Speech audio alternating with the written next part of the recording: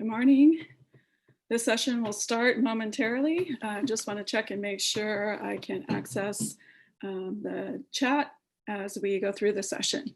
In the meantime, if you would like to link to the slides, there's a shortened link here, bit.ly/com/con-COVID. Capital letters and lowercase letters are important as the link is case sensitive.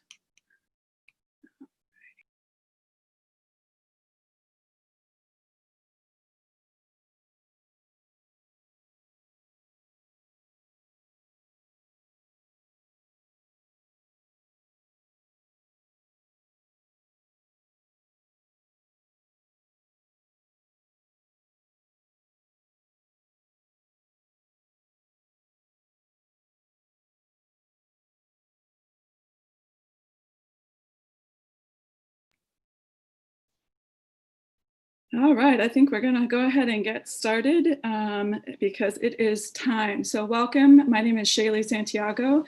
You can follow me on Twitter at HSESLteacher. Please use the hashtag VirtueEL as you respond to information in this session. So my topic today is about community connections during COVID-19 closures.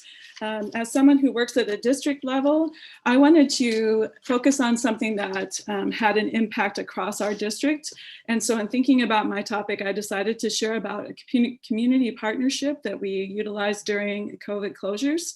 And my reason for sharing this is that hopefully the themes and the principles that we recognized from this project might help you, especially as many of us face similar situations, or certainly we aren't sure what school will look like as we return in the fall, whether or not we'll be able to be in person the whole time, or if that might change. So, all right, so let's jump in then. Okay. So a couple outcomes for the session. First of all, I hope that you're able to make connections from our project to your own context. I also hope you'll be inspired to leverage existing community partnerships that you might already have in new ways. And we're also going to talk about resources and how sometimes we might be able to repurpose those resources. So I hope that you'll be able to get some inspiration from our project. First, I wanted to begin with a quote from Hafiz. It's all about reframing our challenges as learning opportunities. And I hope that as we work to disrupt the systemic inequalities for English learners and others, you'll find that some of the challenges of the COVID closures and the ongoing pandemic will be an opportunity for you to learn and grow personally and also within your educational context or system. Okay, so one of the first principles was that we realized we needed to identify and assess the priorities of our district as we closed school down and we're preparing for virtual online instruction. One of the things that, especially at our elementaries, teachers were realizing was, if nothing else, if we can make sure that our students are still reading when they're at home, that reading and that opportunity to continue reading outside of regular school instruction was very, very important. And so then that led us to think about, do our students have the materials that they need? Do they have books so that they are able to continue reading when they're at home? And so as part of other things that were happening, our teachers were calling each family in our school system to do a little survey to find out about some of their needs. And so they asked about technology and internet access. They asked about the availability of school supplies at home. And then they asked about other supports, which included access to school lunches. And in that process, it came out, especially in that other supports question, that there were students in our district who did not have access to books at home. Somewhere around 500 of our students was what we were finding. And of course, at this time, the public library was closed. And so we discovered we'd found a book desert within our own school community. So if you aren't familiar with this term, book deserts, the definition from the Unite for Literacy is listed here as under-resourced or underserved area or home with little access to written materials. And I've included a map of the US. My home state is Iowa, and you can see we're kind of that brighter yellow. So we're in this third tier here in terms of book deserts overall. But I think part of the definition of book deserts helps us see that even if you are in an area that tends to be well-resourced, like I am in my community, it's a university town, lots of professionals and professors and so forth, there still can be pockets where there are families who don't have access, or it might be that there are certain situations such as the COVID pandemic, which have an impact on how much access those families have. And so we knew this was something that we wanted to address. By the way, if you're interested in finding out more about book deserts and the resources, I have a link to an ILA panel hosted by Molly Ness, who has a podcast out called End Book Deserts. And I meant to include that hashtag here on the slide, so I'm sorry I didn't, but the hashtag is End Book Deserts. I recommend that you go and follow that link to the ILA panel. I found it to be extremely enlightening as I was preparing for this session. All right, our second principle was we decided we could leverage existing partnerships and resources, things like different funding sources, structures that already existed, like for our summer learning programs, for example. And so in going through, we were able to make some connections through our school community partnerships. And I want to focus on these three main ones, but please know there were other groups that were also involved, as well as, of course, the Ames Community School District, which is where I work. But first and foremost, the Ames Public Library and their Friends Foundation were instrumental in helping to get the books. And using their funding, the Friends Foundation donated a nice chunk of change, 5 figures worth, towards ordering books for us. And then there's the United Way of Story County.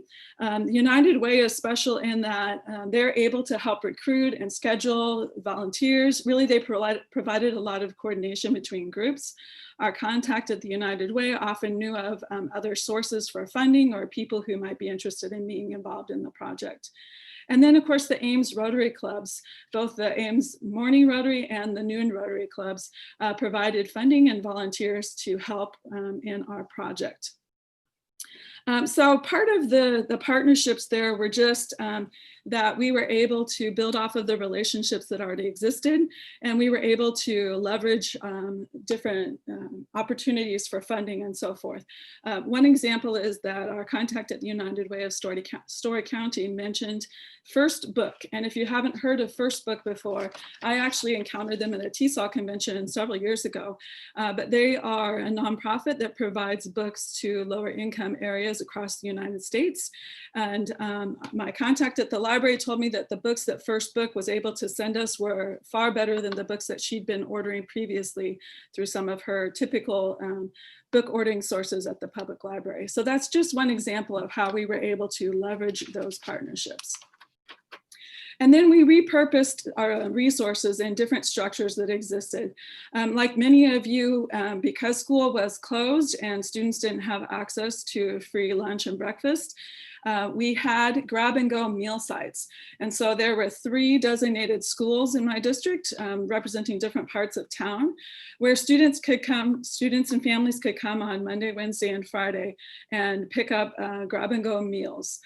In addition to that, then we decided on Wednesdays, we would add books to be given out. And so for this particular project, students could come and they could get 1 book each week that they came to the grab and go meal site. School buses is another one. And with school buses, of course, our bus drivers were still on contract. They were still being paid, but they weren't driving their usual routes. So instead, the school started using school buses to provide some transportation to the grab and go meal sites for families who might not have been able to get there on their own, especially if they didn't live in one of those 3 neighborhoods.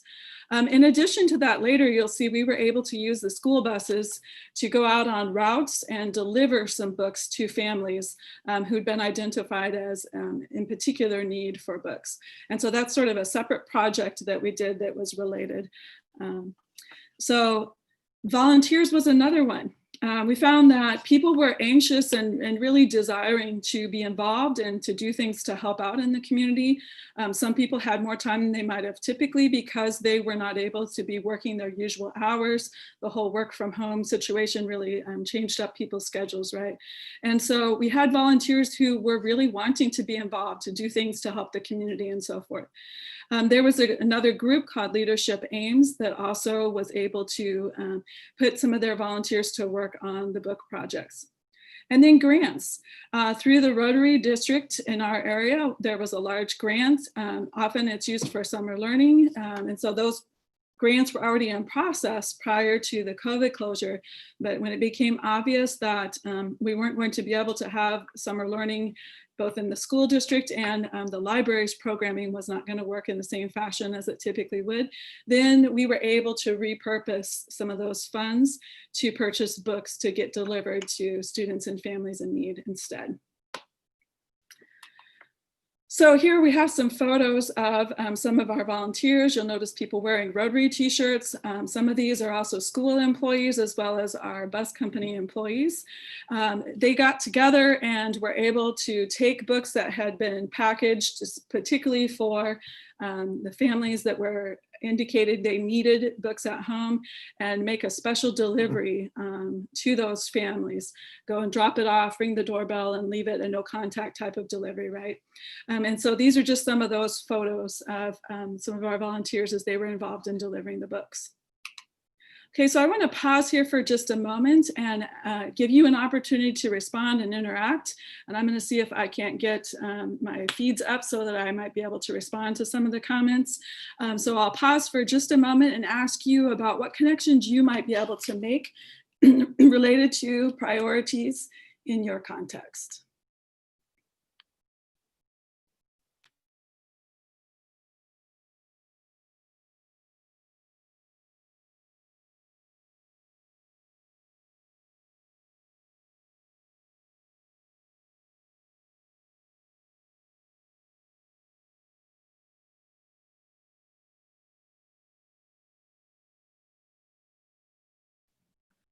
All right, I'm going to apologize, but unfortunately, I'm having some trouble getting into the right spot to be able to see what comments there are. So I'm just going to keep moving. And perhaps at the end, I will be able to make it work well enough to see what people are putting out there. All right, and of course, by clicking around, I need to go, there we go. So our third principle is flexible and creative problem solving. Of course, with COVID closures, there were all sorts of new and unprecedented circumstances. And so as a team, we had to figure out how to solve those challenges, how we could turn them into opportunities. But because these were existing partnerships, it meant that there was already relationships of trust. We knew each other's strengths, what sort of capabilities we had. And so we were able to function well as a team. One part that was critical at this stage was the communication, both internally within our team and organizations. We had remote meetings, there were emails going back and forth, as you can imagine, different spreadsheets and things like that to keep some of the information organized about the book orders and who was getting what delivery and when and where and so forth and so on. But we also had to coordinate around external communication, getting the word out to families about the book pickup at the grab and go food sites on Wednesdays, and then later on about the special book delivery that we were going to make to various families. And so between the different organizations, we had communications people who were involved. There are messages on Facebook and Twitter and websites and so forth. And so we were able to get the word out that way. So some of the obstacles that we encountered then, as you can imagine, safety guidelines, things like social distancing, even at that point in time, the lack of personal protective equipment. We couldn't get a lot of hand sanitizer. Finding masks was a little tricky as we started some of the book pickups in April, for example. And all of our school buildings were closed, which literally meant we were not going inside the buildings. Here in Iowa in April, sometimes the weather can be a little nasty, right? So even though people were outside having tents to keep them from getting wet if it was raining, and all those types of circumstances were part of the planning that was involved. And the distribution logistics in and of itself, just getting the books ordered and out, having them sorted and packed up, ready to go by different grade levels or specific students. In the case of our second project, those were all some of the issues that we were dealing with. In terms of the book orders, there was a time when we'd expected books to arrive, and unfortunately the order was delayed. Some companies weren't shipping books like they typically would have, and then deliveries were not quite the same. And so those were all things that we had to work around. But fortunately, we were able to work through those different issues and come up with some creative solutions. One of which, as you can see in the two pictures, to the far left of the screen, we actually used our maintenance building to have tables set up, and volunteers came to help sort the books. And so you can't really tell, but there's a garage door off to the side, and so that's up. It's kind of open air. That's why people are in jackets in some cases. And so we had volunteers who came and with those plastic bags walked down the line and picked up the books to create the individual packages for each of the students. The picture on the right is one of the library employees who's working to sort books for the weekly pickup. And so they were divided into different grade levels because we never knew for sure exactly who was coming to pick up books. And so having those very organized was important. And then as you can see from our grab and go site book distribution pictures, there were the baskets that by different grade levels. In some cases, the volunteers used the back of their pickup trucks so that it was at a normal level where they could easily grab them and hand them to families as they came through the line, picking up their grab and go meals. So at the end of the project where we delivered books specifically to students, and in that project we were able to give each student several books. I think it was 5 books. After that project, we wanted to collect some feedback from families so that we knew kind of how it went for them, and also thinking about in the future how we might advance with this program. So I have a few quotes for you. I'll just pause and let you read.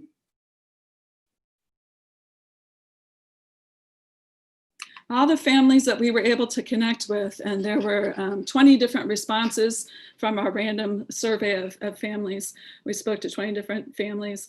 All of the parents were very appreciative, and the kids were excited about getting the books. That was some common feedback that we received.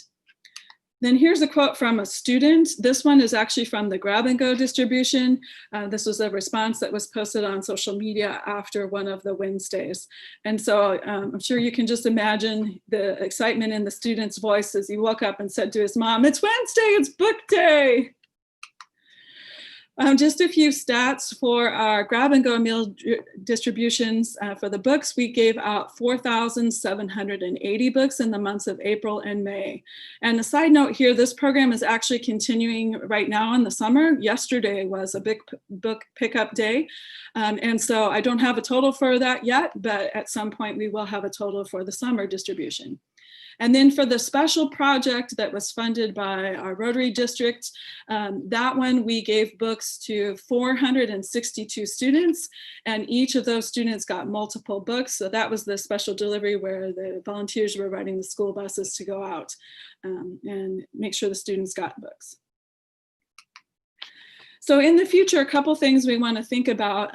One is the feedback from families indicated if there was some way that the students could pick the books, they would really appreciate that. What we actually did was we had teachers who knew the students recommend some books or some titles. And so in many cases, you know, there was an adult involved who knew the child in choosing the book. Sometimes the books that we ordered were back ordered, and so we had to make substitutions. And so part of our plans didn't work out exactly as we had hoped with that. So how we might be able to incorporate more student choice would be something important going forward. And then also having books in other languages. While this program was not specific to our English learners, we do have a large enough population in Ames that it would be great if we were able to provide books in especially Chinese, Arabic, and Spanish, as those are our 3 main language groups besides English here in Ames. And then for the special book delivery project, we would like for it to become something that's self-sustaining, where the school districts are more involved, our local PTOs helping to raise those funds for the books and being able to be involved in the choice on the front end. That's something that we're looking forward to working on more in the future. All right, so one final question for you before we wrap up here. How might you leverage partnerships in new ways or repurpose resources and structures that already exist within your own district? And I'd love to hear what you think. You can put comments in the chat on YouTube or on Twitter with the VirtueEL hashtag. That would be great. And because we're a little short on time, I'm going to kind of wrap up, but then I'll see if I can't pull up a few of the comments that might already be coming in. So just bring it around back to our outcomes. Hopefully you've been able to make some connections from our book projects to your own context, and that you've been inspired to leverage your partnerships and resources in new and creative ways during distance learning because of COVID. Thank you very much. Here's the resources that you might be interested in. That ILA webinar that I mentioned is one that I highly recommend. And then I've included links to our various partners. One I forgot to mention earlier is grade level reading. They also have been a big part of providing some of the funding for the books in conjunction with Rotary and the Ames Public Library Friends Foundation. So thank you very much, appreciate it. And I will look forward to your comments and feedback.